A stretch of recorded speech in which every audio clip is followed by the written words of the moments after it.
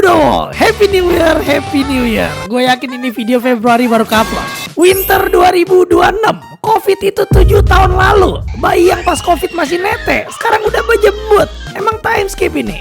Oke Pak Agus, gue tahu beberapa dari lu udah nunggu lama, jadi langsung aja gue jelasin peraturannya. Bakal ada 4 rating, wajib nonton, coba dulu, mungkin drop, dan skip. Buat apa bang? Biar lu tahu animenya perlu lu tonton apa enggak. Terus buat ngingetin juga, gue cuma bakal masukin anime sequel kalau animenya menurut gue wajib ditonton. Oke, itu aja yang lu perlu tahu. Ikuzate Merah.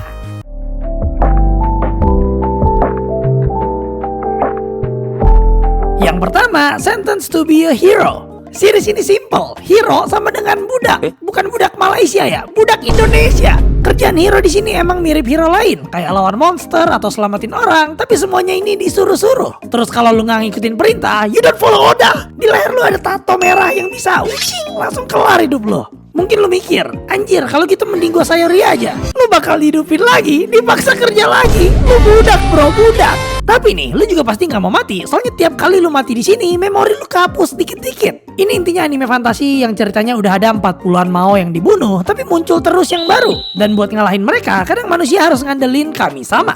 Nah, MC kita, walaupun dia ini jadi hero, dia tuh beneran berkelakuan kayak hero. Dia beneran coba nyelamatin tiap orang, nyelamatin dunia, Avatar X.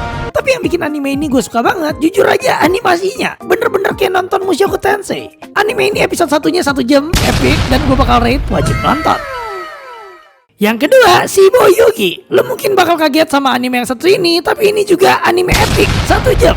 Saran gue, lu jangan nonton review orang, jangan baca sinopsisnya, langsung aja nonton buta kayak gue, worth it. Tapi kalau lu mau dengerin gue ngebacot, ya gak apa-apa juga. Baru mulai, kita tuh ditunjukin banyak hal-hal yang gak ada artinya. Kayak 28 Ghost House, 0/23, terus ada mate yang tiba-tiba bangun, bikin gue langsung kayak menarik ya. Nah, mate yang baru bangun tadi, tiba-tiba denger suara kaca pecah yang dia samperin. Terus pas nyampe, dia ketemu 5 mate lain yang intinya aja nih, ini orang-orang lagi ikut death game buat dapat uang-uang. Squid Game lah intinya. Terus game yang pertama mereka mainin ini, Escape Room. Kingdom Hearts. Nah, yang bikin animenya bagus bukan cuma dari ceritanya doang. Ceritanya gila banget BTW. Soalnya dari segi artnya, animasi, musik, dan lain-lain ini unik banget. Jadi mereka tuh sering kalau ada scene dari dekat mereka kasih detail kayak anime normal. Tapi kalau dari jauh, outline-nya hilang, mukanya hilang, kayak main game di PC kentang. Terus yang lebih gilanya lagi, studio yang bikin anime ini Studio Din anjay. Yang ngeludahin Meliodas, ngebuat anime tolol ini, ya studio sampah. Bisa comeback juga dia. Gue gak perlu banyak jelasin lagi, tapi wajib nonton buat Shibo Yugi. Yang ketiga, Jack of all trades, Party of None. Oke, awalnya oke, animasinya not bad, gak ada komplain buat sekarang. Kontol pun kalah kontol. Gue gak tahu kenapa Jepang punya obsesi sama nge-kick MC dari party hero, tapi please ini udah lebih parah dari virus isekai. Oke, tapi kalau boleh jujur, walaupun ini MC kopi Kirito, pedangnya tajam gak logis, terus ceritanya berak kuda, episode satunya beneran not bad loh. Dia ada kayak animasi 3D dicampur 2D, karakter desainnya bisa diwaifuin, terus yang lu gak bakal nemu di anime lain, teknik rapu, anjay. Coba dulu buat sekarang. Yang keempat, Noble Reincarnation, Born Blast, Soul Obtain, Ultimate Power. Reinkarnasi di dunia yang sama, jadi prince, MC-nya bocil, banyak mate. Gue udah bisa bayangin plotnya bakal kayak gimana, jadi langsung aja kita rate skibidi papa. Yang kelima, Roll Over and Die. Baru mulai, kita dikasih lihat MC yang terpilih sama Tuhannya buat jadi hero. Tapi tiba-tiba dia dicekek sama orang ini yang bilang, Omae go toki ga mau nikateru tomona. Oh my god, itu judulnya, oh my god. Gue yakin nih autor berasa nulis api dia. Intinya aja, ini nyeritain hero yang di-kick dari party. Aduh, gue gak bercanda, gue enak banget sama trop ini. Bisa gak please orang Jepang kreatif dikit? Terus ini apalah, branding pakai besi panas tapi jadinya tato cantik, what the freak. Anime ini punya cerita yang agak-agak dark, tapi sayang animasinya mirip APM. Jadi buat sekarang bakal gua rate mungkin drop. Yang keenam, Majutsu Shikunon wa Mieteiro. Jadi dulu di dunianya ini ada hero yang berhasil ngalahin Mao, tapi waktu menang dia tuh hilang 1 tangan 1 kaki. Yang semenjak dari situ, setiap kali dia punya keturunan pasti ada yang kehilangan sesuatu juga. Kayak MC kita yang sekarang lahirnya nggak punya penglihatan. Waktu dia belajar magic, dia langsung dapat ide mau pakai magic buat ngebuat mata. Terus sekarang intinya dia lagi coba belajar magic sambil pelan-pelan dapetin penglihatan. Gue lumayan suka joke di animenya, ceritanya juga lumayan simple, tapi tetap buat sekarang bakal gue rate mungkin drop. Yang ketujuh, Nijo Kyusai Dokushin Chuken Bokensha no Nichijo. Anak ini, Hajime, tiap hari kelaparan. Kenapa? Soalnya yatim. Dibuang sama bapaknya, anak goblok. Puy. Dari kecil, si Hajime ini gak pernah mikirin sama bapaknya siapa atau kenapa dia dibuang. Soalnya otaknya isinya cuma satu. Aku lapar. Dia pokoknya terus-terusan cari makan ngelawan monster sampai pada akhirnya dia udah gede, udah jadi adventurer dan udah gak lapar lagi. Nah, suatu hari dalam dungeon, dia ketemu anak kecil yang hampir mati dimakan slime yang ternyata anak ini yatim kebuang juga. Hajime tolongin dia dan intinya karena takut nih anak ngelewatin apa yang dia harus lewatin, dia milih buat coba gedein anak ini. Gue tahu kedengerannya boring kayak anime yang wholesome cuma tentang ngegedein bocil, tapi anime ini tuh banyak fokus di komedi dan ada fan service juga. Ya tete, gue lumayan rekomen, jadi buat sekarang bakal gue rate, coba dulu. Yang ke-8, The Demon King's Daughter is Too Kind. Kalau yang lagi lu bayangin, ini cerita wholesome tentang anaknya Demon King yang terlalu baik. Demon King sama anak buahnya mau coba bikin anak ini jadi lebih jahat, tapi selalu gagal. Ya lu benar, ini targetnya kayaknya anak-anak, jadi bakal gue rate skip. Yang ke-9, Yusia Party ini. Aduh, party lagi anjing. Yusia Party ini kawaii koga ita no de kokuhaku shite mita. Party hero udah nyampe ke tempat mau, tapi karena dihadang orang ini, si hero langsung pakai skillnya Kariba. Yang sebenarnya ini bukan pertama kalinya mereka kalah. Soalnya orang ini, Yoki, udah ngalahin mereka 13 kali. Dan alasan dia gak bunuh mereka ada dua. Yang pertama, si Yoki ini suka sama healer party hero. Dan yang kedua, ini si Yoki bocil isekai tapi suenya jadi demon. Dia sebenarnya OP banget, lebih kuat dari party hero ataupun si Mao. Tapi dia gak mau bunuh Mao, soalnya dia gak mau dijadiin Mao selanjutnya. Gue speedrun aja, dia pokoknya nanti kasih party hero lewat kecuali si healer karena dia mau tembak. Sayangnya dia ditolak, tapi karena si Mao mati juga, dia kabur aja matahin tanduknya. Terus sekarang hidup jadi manusia lagi, daftar jadi adventurer. Sekarang dia ngumpulin duit pengen cepet sukses biar bisa nembak si healer lagi. Gue lumayan suka nonton ini soalnya isekai tapi fokus di romance, jadi bakal gue rate, coba dulu. Yang ke-10, Kaya-chan wa Kawakunai. Nyertain Kaya-chan bocil TK yang bisa ngelihat hal-hal supernatural. Kayak di TK yang dia tempatin, banyak anak-anak yang belakangan ini kalau naik ayunan jatuh mulu. Yang ternyata ada setan yang ngedorong-dorongin bocil ini pengen bikin mereka jatuh ke mulutnya. Kayak langsung naik ke ayunannya, didorong sama setannya, tapi turun-turun dia tampol.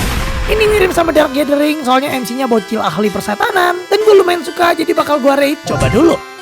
Yang ke-11, The Daily Life of a Part-Time Torture. Nyertain karakter-karakter ini yang kerja part-time jadi tukang torture. Tapi aneh, soalnya mereka bikin animenya kayak nonton anime chill. Maksud gue kayak, ya kalau lu emang mau ngambil tema yang khusus gore 18+ gitu kan, kenapa lu gak lakuin itu? Kenapa lu malah bikin ini kayak nonton Yuruke manjay? Belum lagi ceritanya gak ada, animasinya saingan sama OPM. Gue gak tahu ini anime tujuannya buat siapa, tapi pastinya bukan buat gue. Skip anime ini. Yang ke-12, You and I are polar opposites. Romcom. Akhirnya gue nemu romcom school pick season ini. Nyertain cewek ini Suzuki yang suka sama cowok sebelahnya Tani. Tapi masalahnya dia kesusahan buat ngajak ngobrol si Tani, soalnya takut dilihat orang lain aneh atau ya takut ketahuan suka sama Tani. Ya ini dan itu terjadi, terus nanti pokoknya dia berhasil ngajak Tani jalan pulang bareng. Terus muncul scene yang bikin gue sampai berdiri nonjok-nonjok bangku. Gue gak mau spoiler, tapi gue ngerasa episode satunya bener-bener seru parah. Jadi bakal gue rate, wajib nonton. Yang ke-13, Mayonaka Hato-chun. Nyertain anak ini yang pas SMP suka banget dengerin radio namanya Apollo, soalnya suara ceweknya sedap. Tapi suatu hari Apollo ini tiba-tiba pensiun, terus delete semua streamnya. Normalnya kalau idol yang lu suka hilang pastinya lu juga panik. Tapi ini bocil, dia beda, dia mah tenang. Soalnya dari streamnya aja dia tahu kalau Apollo seumuran sama dia, tinggal di kota yang sama, dan dia juga tahu SMA mana yang mau dimasukin. Dia juga kesono jadinya. Di sini dia pokoknya nemu 4 cewek di klub broadcasting yang suaranya mirip Apollo semua. Dan sekarang intinya dia lagi cari tahu siapa Apollo yang asli. Episode satunya beneran lemot banget, boring, gak berhasil ngehook. Tapi habis nonton episode 2 ternyata seru juga. Gue bakal coba dulu buat sekarang, tapi jujur hampir gue skip. Yang ke-14, Tome Otokoto Ningen Onna. Anime romance antara cewek buta sama manusia invisible. Sayang, kamu di mana? Aku nggak bisa lihat. Aku di sini sayang. Aduh, tapi aku nggak kelihatan. Oh iya, aku juga nggak bisa lihat. Jadi ceritanya cewek ini kerja di kantor detektif yang ownernya ini suka ngilang kayak bapaknya Rahmat. Mereka berdua pokoknya udah saling suka dan anime ini bakal nyeritain journey mereka sebelum bisa main basket. Dribble ya Iga. Ini anime wholesome yang hampir gak ada unsur detektifnya, jadi bakal gua rate mungkin drop. Yang ke-15, Darwin's Jihen. Ah, Mama, topinya ketinggalan. Aku ambilin dulu ya. Hachire naide, Sari. Mama ketemu nih. Nomine Patris et Filii et Spiritus Sancti. Siska. Jadi nyeritain dunia di mana ada teroris pecinta hewan yang di awal mereka nyerbu rumah sakit hewan ini karena kayaknya RS ini suka ngelakuin eksperimen ke binatang. Mereka ketemu simpanse ini di lantai yang kayaknya habis melahirkan dan ternyata ini simpanse yang habis di breeding sama ningen. Bayi yang lahir bukan human, bukan simpanse, tapi humanzi.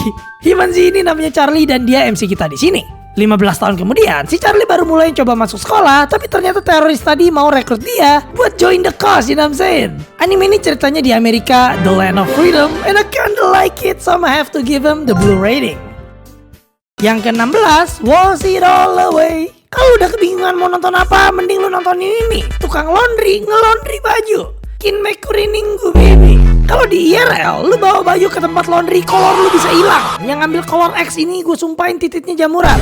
Nah di laundry anime ini ada bekas saus tomat aja, dicat ulang baju lo. Lu masuk tokonya sepatu lu lecet, dicat lagi sepatu lu. Udah gila nih orang. Ya ini intinya anime slice of life toko laundry yang MC kita ini pecinta laundry sampai ke tulang. Mungkin drop buat anime ini.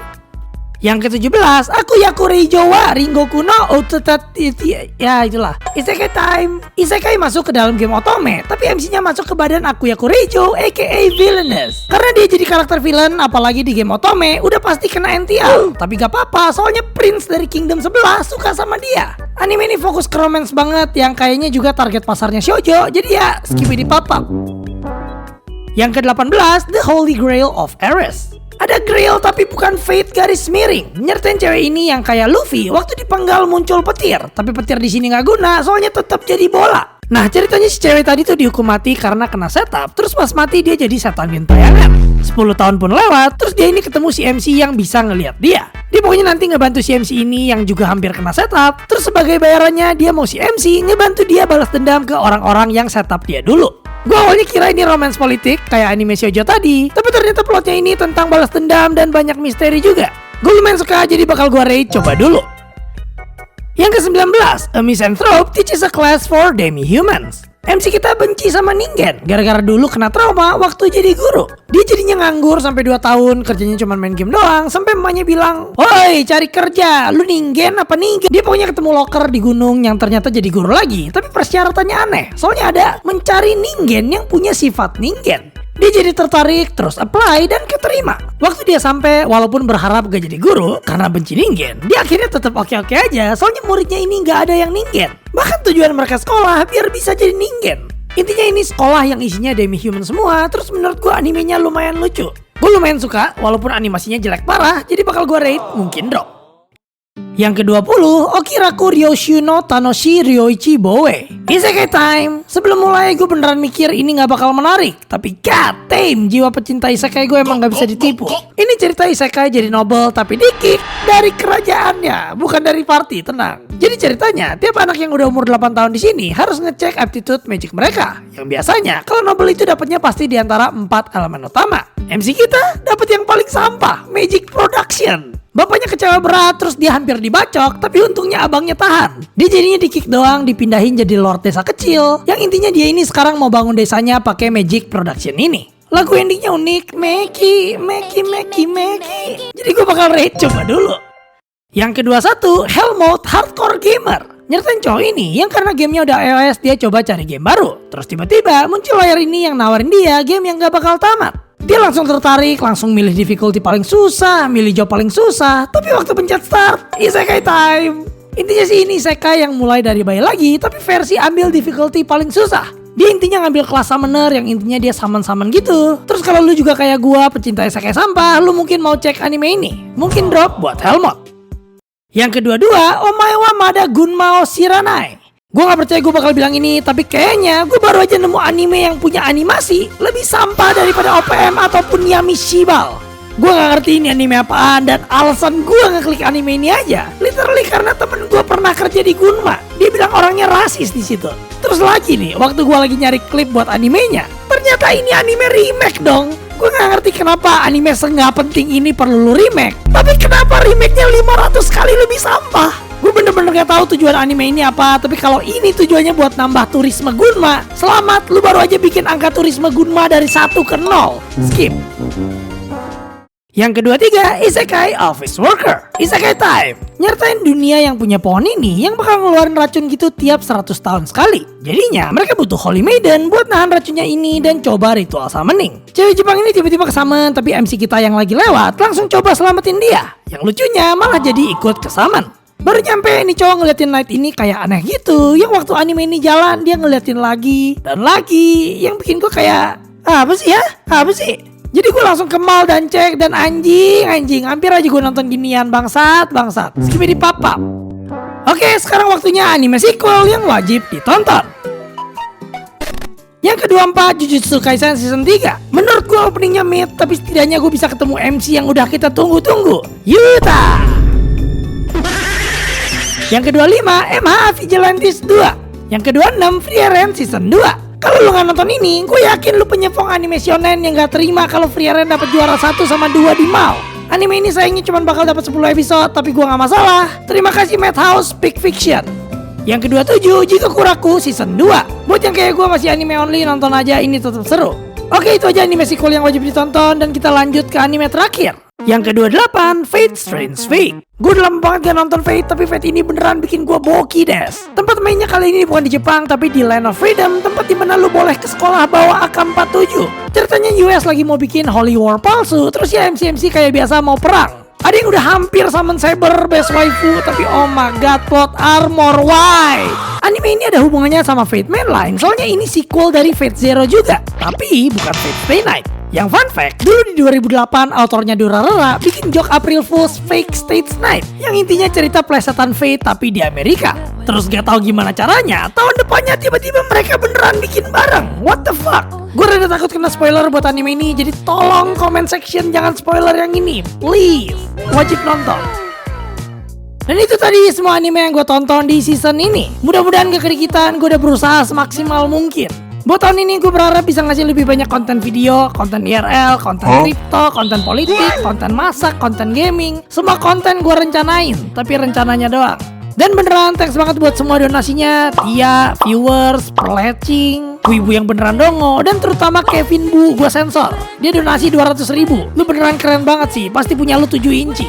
Thanks juga pastinya buat member-member, lu udah beneran ngebantu channel ini berkembang. Dan pastinya thanks banget buat semua yang udah nonton sampai sekarang ini. Gue VLT atau Venime, and I'll see you guys next time. Jane!